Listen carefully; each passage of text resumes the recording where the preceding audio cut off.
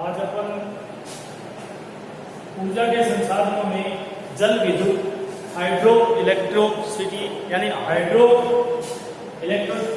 यानी मतलब जल विद्युत एक प्रदूषण रहित विद्युत का उत्पादन करने वाली एक शक्ति के रूप में, एक नवीकरणीय संसाधनों के रूप में परंपरागत संसाधनों के विरुद्ध जल विद्युत शक्ति का आविष्कार हुआ। जल विद्युत शक्ति एक ऊर्जा का महत्वपूर्ण संसाधन है जिससे बिजली बनाई जाती है। जल को विभिन्न प्रकार के उद्देश्यों की प्राप्ति हेतु बांध बना करके बहुउद्देशीय परियोजना के तहत, जिसमें पहला उद्देश्य है बिजली प्राप्ति करना, फिर सिंचाई करना, फिर पीने के पानी के उपयोग में और विभिन्न रूपों में दैनिक जीवन से लगा करके, और लास्ट में अपने विभिन्न नवीनीकरण के रूप में, चक्रीयकरण के रूप में जल का उपयोग किया जाना संभव हुआ।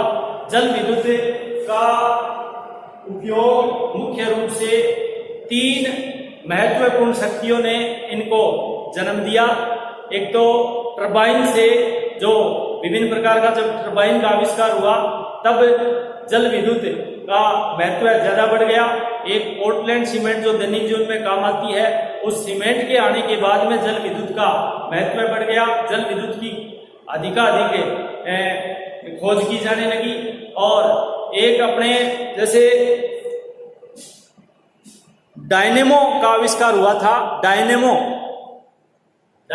आया था उस टाइम जल विद्युत का आविष्कार, जैसे और अधिक विकास मिला।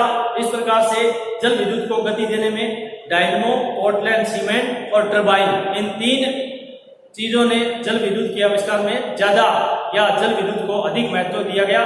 जल एक प्राकृतिक और नवीकरणीय संसाधन है जो सर्वसुलभ संसाधन है। लगभग पूरी धरातल पर 71% भाग पर जल है, लेकिन जल विद्युत वहीं पर ही सक्सेस है जहां पर उच्च पर्वत श्रेणियां या प्राकृतिक या मानवीय जल प्रपात उपलब्ध हो। ऐसी विभिन्न श्रेणियां जल के लिए कुछ आवश्यक अनुकूल भौगोलिक परिस्थितियां होना अति आवश्यक है, जिसमें कुछ बातें महत्वपूर्ण है जो अपन आज यहाँ पर जानेंगे। जल विद्युत उत्पादन के लिए सबसे पहले नित्यवाही नदियों का होना अति आवश्यक है। नदियां सदाबहानी होनी चाहिए, जल उसमें हमेशा बहता रहना चाहिए। एक धरातल का उच्च पर्वतों के रूप में, क्योंकि ऊपर से जल गिरता है और नीचे टरबाइन द्वारा या विभिन्न रूपों में जल को इकट्ठा करके फिर उससे विद्युत उत्पन्न की जाती है, तो पर्वत श्रेणियां या उच्च स्थान होना अति आवश्यक है, प्राकृतिक हो चाहे मानवीय हो। धरातल पर प्राकृतिक वनस्पति, जलवायु और मृदा सब जगह एक जैसी नहीं होती, इसलिए जल विद्युत वहीं पर ही अधिक पनपती है जहां पर सदाबहानी नदियां या जिसमें हमेशा जल बहता रहे। एक जल का वेग, जल की गति, जल का वेग इस पर निर्भर करता है कि जल किस गति में, और वेग, नदी का वेग धरातल पर निर्भर करता है। जो नदियां हैं वो धरातल पर निर्भर करती हैं कि धरातल का ढलान कैसा है। तो जल विद्युत में जल का वेग एक महत्वपूर्ण कारक है। यदि जल विद्युत का उत्पादन करना है तो उसमें जल का वेग होना अति आवश्यक है। वेग यानी स्थिर न होकर के गतिशील होना चाहिए जल। सबसे ज्यादा इसमें महत्वपूर्ण गतिशील जल, उच्च पर्वत श्रेणियां जिसमें ऊंचाई से जल प्रपात, इसमें प्राकृतिक हो चाहे मानवीय हो, जल प्रपात होना अति आवश्यक है। इसमें प्राकृतिक भी होता है, प्रकृति द्वारा बने हुए जल प्रपात, इसमें कोलोराडो, अमेरिका और विभिन्न प्रकार के कोलोराडो नदी है वो प्राकृतिक प्रपात बनाती है, और अपने एशिया में हिमालय से निकलने वाली नदियां भी प्राकृतिक प्रपात बनाती है। ऊंचाई से जल गिरता है तो वहां पर विभिन्न प्रकार के बांध बना करके और जल को इकट्ठा करके और वहां पर नीचे जल गहराई से गिराया जाता है। तो जल विद्युत पैदा की जाती है।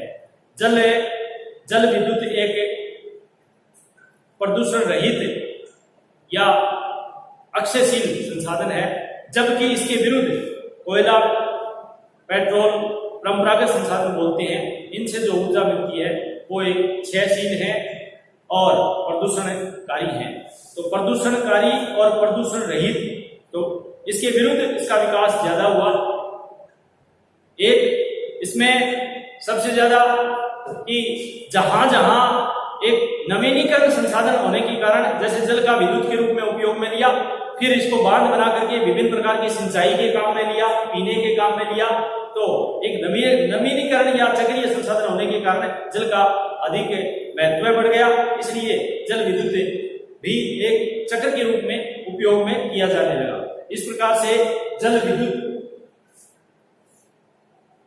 विकसित देशों में, विशेष करके संयुक्त राज्य अमेरिका, कनाडा और नॉर्वे, स्वीडन, फिनलैंड, डेनमार्क, जितने भी यूरोपीय देश हैं उनमें, यानी उच्च अक्षांशों वाले देशों में जल विद्युत की संभावना बहुत ज्यादा है। और विश्व में देखा जाए तो अफ्रीका में जल विद्युत सबसे ज्यादा उत्पादन किया जाता है जल विद्युत का। अफ्रीकी देशों में क्योंकि नदियां, सबसे ज्यादा नदियां जैसे कांगो नदी अफ्रीका के अंदर है, और वहां पर नदियों में बांध बना करके विभिन्न प्रकार के छोटे छोटे बांध बना करके विद्युत पैदा की जाती है। भारत में देखा जाए तो, एशिया में यदि देखा जाए तो चीन, अपने जो हिमालयन देश हैं जैसे भारत है, रूस है, चीन है, इसमें विभिन्न प्रकार के जो हिमालय की जो सदा वाहिनी नदियां हैं वो नीचे उतरती हैं, उस वहां पर जल की प्राप्ति हो जाती है और वहां पर विभिन्न प्रकार के बांध बना करके जल विद्युत तैयार की जाती है, यानी जल विद्युत वहां पर पैदा की जाती है। तो कुछ 5-7 एक अनुकूल भौगोलिक परिस्थितियां होती हैं, वहीं पर जल विद्युत में सक्सेस होती हैं। निम्न मैदानी क्षेत्रों में या वर्षा पर आधारित नदियां होती हैं, वहां पर जल विद्युत नहीं पैदा की जा सकती। वर्षा काल में जो नदियां बहती हैं, दक्षिणी भारत की अधिकांश नदियां वर्षा काल में ही बहती हैं, इसलिए उत्तरी भारत में जल विद्युत की अधिक संभावना है, जबकि दक्षिणी भारत में कम है, क्योंकि दक्षिणी भारत में ज्यादातर नदियां वर्षा पर निर्भर हैं, जबकि सदाबहार नदी या हमेशा जिसमें जल बहता रहता है, हिमालय की जो अपने ग्लेशियर से पानी मिलता रहता है, जिसमें साल भर पानी की प्राप्ति होती रहती है और जल का वेग भी हिमालय के ऊपर से गिरता है तो अधिक मात्रा में होता है। तो उत्तरी भारत में जल विद्युत की अधिक संभावनाएं बनी रहती हैं और विभिन्न प्रकार की जल विद्युत परियोजनाएं भी हैं भारत में, जिसमें टिहरी बांध परियोजना से भी बिजली पैदा की जाती है और विभिन्न प्रकार की सिंचाई के परियोजना माध्यम से विभिन्न प्रकार के उद्देश्यों से भी जल विद्युत तैयार किया जाता है। तो जल विद्युत एक महत्वपूर्ण अक्षयशील संसाधन है, जिसमें गैर परंपरागत ऊर्जा संसाधनों में महत्वपूर्ण है।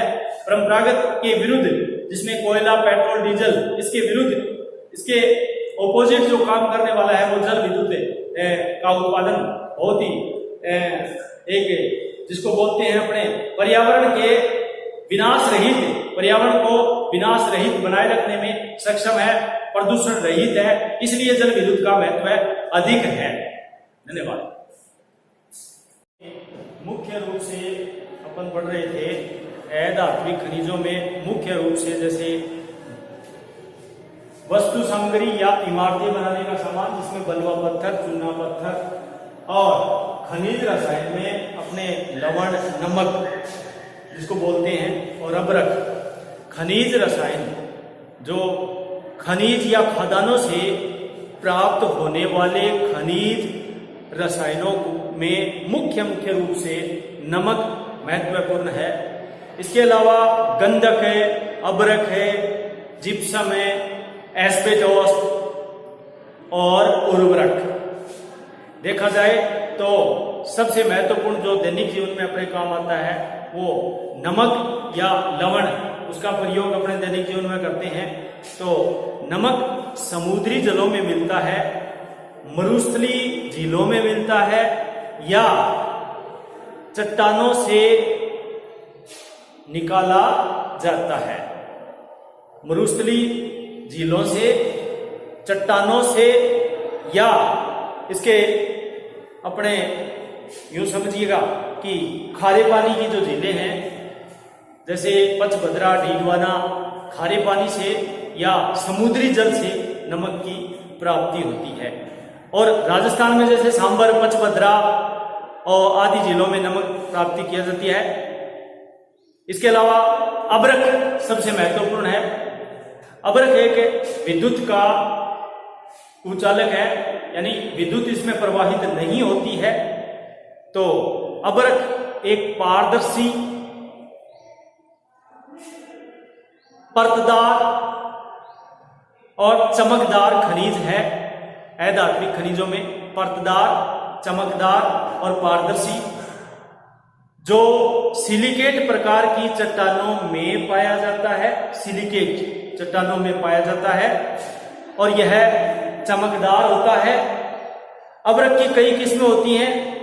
इसमें लोहा मिला करके और इसको मजबूत किया जाता है, परिवर्तित कर दिया जाता है लोहे को के द्वारा। अबरक जो विद्युत के विभिन्न प्रकार के उपकरण, क्योंकि विद्युत रोधी है ये, तो इसको विभिन्न रंगों के आधार पर भी कई किस्में हैं। इसमें रंगों के आधार पर 3 प्रकार का, एक तो सफेद, श्वेत अबरक बोलते हैं, और दूसरा इसको अपने बोलते हैं जिसको पीला रंग होता है, और तीसरा एक श्याम अबरक बोलते हैं जिसको स्लेटी रंग कहते हैं अपने। और अबरक का उपयोग विशेष रूप से बिजली के सर्वोत्तम बिजली रोधी उपकरणों में किया जाता है, अर्थात इसके अंदर बिजली की धारा नहीं जाती है। बिजली की धारा नहीं जाती है तो बिजली रोधी हो गया। विद्युत उत्पादन और शक्ति में इसका उपयोग किया जाता है। इस प्रकार से एक महत्वपूर्ण खनिज रसायनों में एक अबरक एक महत्वपूर्ण धातु है, जो अधात्विक खनिजों में, अपने धातु नहीं है, अधात्विक खनिजों में नॉन मेटेलिक है, इसलिए इसका उपयोग और महत्व ज्यादा बढ़ जाता है। अबरक चमकदार भी होता है, रवेदार भी होता है, क्योंकि ये चट्टानों से प्राप्त होता है। उच्च वोल्टता, विद्युत की उच्च वोल्टता जो होती है उसको सहन करने में ये सक्षम है, इसलिए उच्च वोल्टता वाले स्थानों में अबरक का उपयोग किया जाता है। जैसे मरकरी लैंपों में, और लोहे की अपेक्षा ये और भी मजबूत होता है, अधिक ऊंचे तापमान को सहन कर सकता है, इसलिए अबरक का ज्यादा महत्व है। अबरक भारत में कहाँ कहाँ मिलता है? भारत में बहुत ज्यादा अबरक मिलता है। अबरक की प्राप्ति भारत में होती कहाँ पर है? अबरक मिलता कहाँ है? अबरक उत्पादन के महत्वपूर्ण देश कौन कौन से हैं दुनिया में? तो अबरक उत्पादन के देश में चीन, रूस और ब्राजील, कनाडा, दक्षिणी अफ्रीका। चीन, रूस, ब्राजील, कनाडा, दक्षिणी अफ्रीका तथा भारत में अबरक भरपूर मात्रा में पाया जाता है। भारत में देखा जाए तो अबरक का उत्पादन प्राचीन काल से ही हो रहा है। इसमें झारखंड की अबरक पेटी एक जानी जाती है। झारखंड में अबरक बहुत मात्रा में, तो आंध्र प्रदेश में भी अबरक पाया जाता है, और राजस्थान में भीलवाड़ा अबरक नगरी के नाम से जानी जाती है। इसके अलावा अजमेर, डूंगरपुर, जयपुर, सीकर, टोंक, उदयपुर, अलवर, इन स्थानों पर अबरक पाया जाता है। और भारत में अबरक के उत्पादन क्षेत्रों में देखा जाए तो उड़ीसा में, मध्य प्रदेश में, तमिलनाडु में, कर्नाटक में और कुछ मात्रा में हरियाणा में भी अबरक पाया जाता है। दुनिया में ब्राजील अबरक उत्पादन में देखा जाए तो अटलांटिक महासागरीय तटीय प्रदेश है। रूस में अबरक मुख्य रूप से बेकाल झील के आसपास सबसे ज्यादा मिलता है। संयुक्त राज्य अमेरिका के उत्तरी कैरोलिना क्षेत्र में, विशेष करके ब्राजील के आसपास, और यूएसए में अबरक का निर्माण काफी मात्रा में प्राचीन काल से जो महान झीलवर्ती क्षेत्र है उनके आसपास किया जा रहा है। दक्षिणी अफ्रीका में देखा जाए तो ट्रांसवाल, पिट्सबर्ग की अबरक की खाने हैं। इसके अलावा लोमामुंडी की खान भी एक, जैसे लोमामुंडी की खान बोलते हैं दक्षिण अफ्रीका में, बागागोमा के में भी अबरक का उत्पादन होता है। विश्व के अबरक उत्पादन में देखा जाए तो चीन, रूस, फिनलैंड, संयुक्त राज्य अमेरिका, कनाडा, दक्षिणी कोरिया और फ्रांस, भारत, अर्जेंटीना में भी अबरक निकाला जाता है। मालागासी एक द्वीप है जिसको मेडागास्कर बोलते हैं अफ्रीका के पास में, यहां पर भी अबरक काफी मात्रा में उत्पादित किया जाता है। अबरक का व्यापार की दृष्टि से संयुक्त राज्य अमेरिका कृत्रिम अबरक तैयार करके इसका निर्माण करता है, कृत्रिम में, और वो निर्यात भी करता है। लेकिन भारत और ब्राजील में अबरक का आयात करता है, यानी भारत अमेरिका से भारत अबरक का आयात करता है। अबरक मुख्य आयातक देशों में देखा जाए तो USA, Britain, Germany, Japan, France, रूस, चीन, ये देश सब आयातक हैं। इसके अलावा गंधक एक विशेष प्रकार का देखा जाए तो गंधक, एस्बेस्टोस, ये चूना पत्थर, जिप्सम, ये सारे खनिज रसायन आते हैं। गंधक एक मुख्य रूप से तेजाब बनाने में इसका उपयोग किया जाता है और इसमें विभिन्न प्रकार की दवाइयां, सैकड़ों प्रकार के रासायनिक उद्योगों में इसका उपयोग किया जाता है। कागज और कागज की लुगदी के निर्माण में भी और दिया सिलाई बनाने में भी गंधक का उपयोग होता है। नकली रेशम जिसको रियान बोलते हैं, इसके रबड़ के उत्पादन में भी इसका उपयोग किया जाता है। गंधक या तो प्राकृतिक दशा में मिलता है या पाइराइट चट्टानों से भी गंधक प्राप्त किया जाता है। विभिन्न प्रकार की युद्ध की विस्फोटक सामग्री और गोला बारूद में भी गंधक का उपयोग बहुत बड़ी मात्रा में किया जाता है। अन्य रासायनिक खनिजों में जैसे चूना पत्थर है, जिप्सम है, एस्बेस्टोस है, जो एस्बेस्टोस का अग्नि में न जलने वाला अग्निरोधक जिसको बोलते हैं, फायर प्रूफ बोलते हैं इसको, फायर प्रूफ यानी अग्निरोधक एक प्रकार का है। इसका उपयोग ऑटोमोबाइल्स, मोटर गाड़ियों में अधिक मात्रा में किया जाता है। इससे विभिन्न प्रकार के, जैसे इसके अलावा एक जैसे प्लास्टर ऑफ पेरिस जिप्सम बोलते हैं, इसका प्रयोग सीमेंट के निर्माण में भी, अधात्विक खनिजों में मुख्य रूप से ये खनिज रसायनों में एक जिप्सम जिसको अपने साधारण भाषा में प्लास्टर ऑफ पेरिस बोलते हैं, और विभिन्न प्रकार के प्लास्टर करने में, विभिन्न सीमेंट उद्योग में उपयोग में होता है। तो जिप्सम का विशेष रूप से तो उपयोग सीमेंट के कारखानों में कच्चे माल के रूप में कोयला, जिप्सम, यानी 1 टन सीमेंट तैयार करने के लिए 3 टन कच्चा माल चाहिए, जिसमें जिप्सम बड़ी मात्रा में उपयोग में आता है। और भारत में देखा जाए तो राजस्थान में सबसे ज्यादा जिप्सम मिलता है। इसके अलावा तमिलनाडु, आंध्र प्रदेश में भी जिप्सम की मात्रा अधिक मात्रा में पाई जाती है। और गंधक का अम्ल और उर्वरक बनाने में भी उपयोग होता है।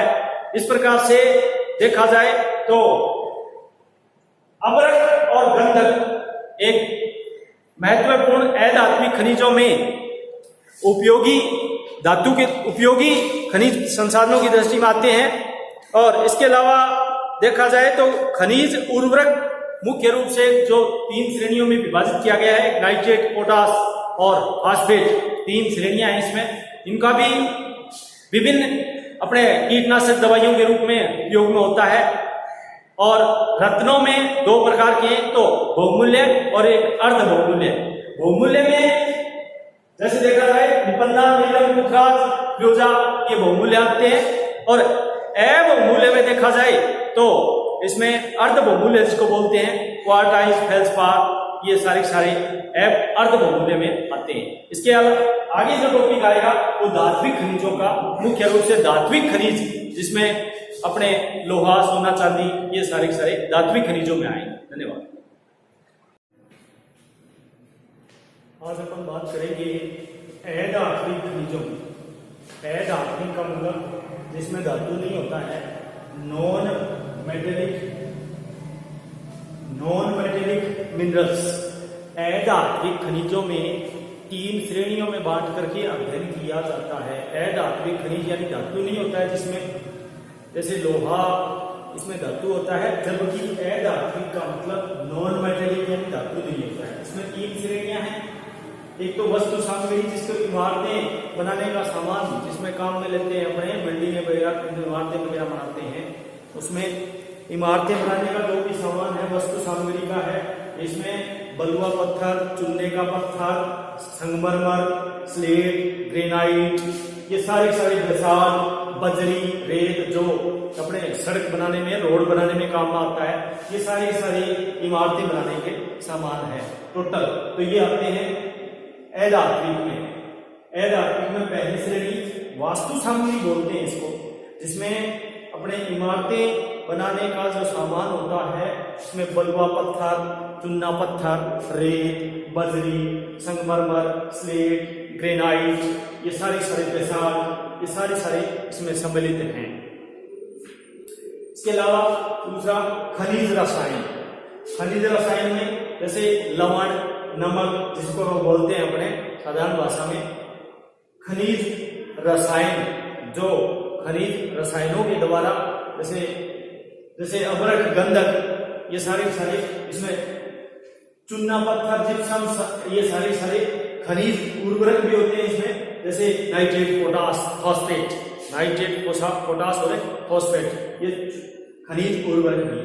इसके अलावा कुछ रत्न भी हैं, जिसमें तीसरी श्रेणी, एक 2 श्रेणियों में बांट करके, एक तो बहुमूल्य और एक अर्ध बहुमूल्य। बहुमूल्य में जिसमें पन्ना, नीलम, पुखराज, फिरोजा, ये सारे बहुमूल्य। अर्ध बहुमूल्य में बेरिल, गार्नेट, टुल्लेरी, जिरकन, रेडाइट, नाइट्रेट, पोटास और फास्फेट, ये खनिज रसायन है। इस प्रकार से अपने अधात्विक खनिजों को 3 श्रेणियों में बांट करके अध्ययन किया जाता है। अधात्विक खनिज हैं वो 3 श्रेणियां हैं, एक तो वस्तु सामग्री और एक इमारतें बनाने का सामान, और दूसरी खनिज रसायन, जिसमें नमक वगैरह, इमारतें बनाने के सामान में बलुआ पत्थर, चूने पत्थर, संगमरमर, ये सारी आती है, स्लेट है, ग्रेनाइट है। और खनिज रसायन है नमक या कह दो, चाहे लवण कह दो, अबरख, गंधक और चूना पत्थर, जिप्सम, एस्बेस्टोस, खनिज उर्वरक में नाइट्रेट, पोटास, फास्फेट, ये सभी आते हैं। और रत्न में जैसे 2 प्रकार के, एक तो बहुमूल्य और एक अर्ध बहुमूल्य। बहुमूल्य में पन्ना, नीलम, पुखराज और फिरोजा, और अर्ध बहुमूल्य में बेरिल, गार्नेट, टुल्लेरी, जिरकन, रेडाइट इत्यादि। इसमें ये इस प्रकार से अधात्विक खनिज, छोटा सा एक टॉपिक है। अगला धात्विक खनिज। धन्यवाद।